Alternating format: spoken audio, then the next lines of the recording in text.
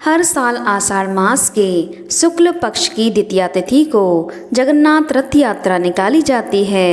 हिंदू धर्म में जगन्नाथ यात्रा का बहुत महत्व है। भगवान विष्णु के अवतार भगवान जगन्नाथ उनके भाई बलभद्र और बहन देवी सुभद्रा के साथ जगन्नाथ यात्रा पुरी में आयोजित की जाती है। इस साल यह रथ यात्रा जुलाई 12 सोमवार से शुरू होगी और देवशयनी एकादशी के दिन समाप्त होगी। हिंदू पांचांग के अनुसार आषाढ़ मास के शुक्ल पक्ष की द्वितीया तिथि को इस रथ यात्रा के जरिए भगवान जगन्नाथ प्रसिद्ध गुड़ीचा माता के मंदिर में जाते हैं। यह विश्व प्रसिद्ध रथ यात्रा है जो देश दुनिया में जानी जाती है। कोरोना की वजह से पिछले साल की तरह इस साल भी जगन्नाथपुरी रथ यात्रा पर हाई कोर्ट ने लगाम लगा दी है। इस साल भी महामारी और तीसरी लहर को देखते हुए 12 जुलाई की रथ यात्रा बिना भक्तों के निकाली जाएगी। आषाढ़ शुक्ल पक्ष की द्वितीया को निकाली जाने वाली रथ यात्रा में शामिल होने से 100 यज्ञों के बराबर फल मिलता है और व्यक्ति समृद्धशाली बनता है। जगन्नाथ रथ यात्रा कब होगी? 12 जुलाई को रथ यात्रा के समय अश्लेषा नक्षत्र और रवि योग रहेगा जो यात्रा को सुखद बनाएंगे। इस दिन शुभ काल और तिथि कैसी रहेगी? द्वितीया तिथि का आरंभ 11 जुलाई 7:49 से शुरू होगा। द्वितीया तिथि का समापन 12 जुलाई 8:21 तक रहेगा। जगन्नाथ रथ यात्रा कहाँ मनाया जाता है? भगवान जगन्नाथ का विशाल मंदिर उड़ीसा में है, जहाँ भगवान जगन्नाथ बहन सुभद्रा और भाई बलभद्र के साथ विराजमान हैं। हर साल मंदिर के गर्भगृह से निकलकर भगवान भक्तों से मिलने आते हैं और उस समय उत्सव के रूप में उड़ीसा में जगन्नाथ रथ यात्रा निकाली जाती है, जिसमें लाखों की संख्या में श्रद्धालु शामिल होते हैं।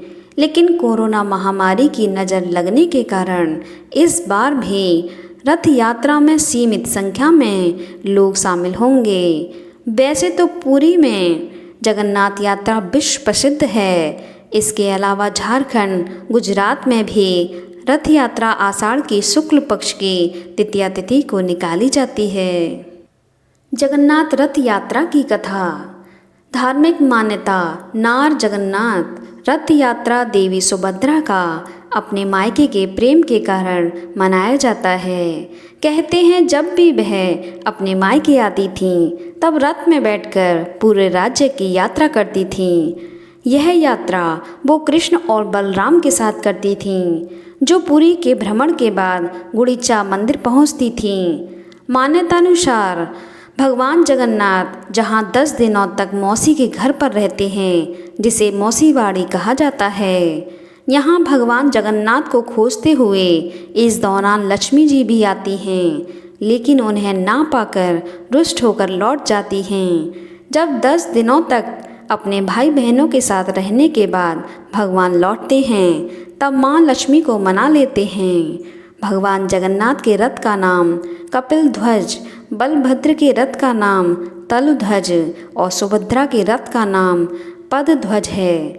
सबकी अपनी लंबाई है। मंदिर की मूर्तियों की खासियत है कि ये पूर्ण न होकर अधूरी हैं। जगन्नाथ रथ यात्रा का महत्व। दुनिया के कोने कोने से 10 दिनों तक चलने वाली इस यात्रा को देखने और शामिल होने आते हैं। इसकी महिमा अपार है। यह रथ यात्रा उड़ीसा के जगन्नाथ मंदिर से आयोजित की जाती है, जिसमें भक्तों की संख्या लाखों होती है।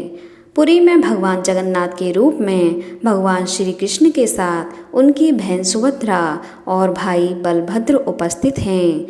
इन तीनों का विशाल रथ 10 दिनों के लिए बाहर निकलता है।